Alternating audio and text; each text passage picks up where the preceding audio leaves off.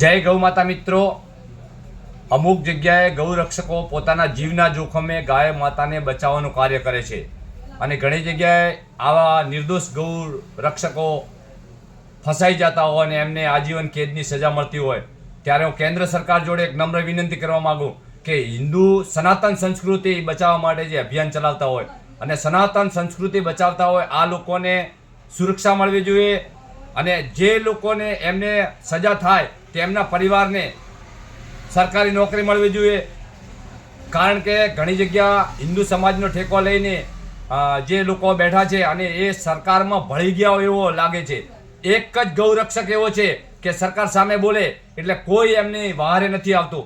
ત્યારે હું કેન્દ્ર સરકાર અને દેશના આ જે જાડી ચામડીના નેતા છે ને ગાયના નામે વોટ લગીને સત્તામાં બેઠા એમને હું ચેલેન્જ કરવા માગું કે 2027 સુધી થંભી જાઓ, નહીં તો ક્યાંય ગોત્યાય નહીં મળો.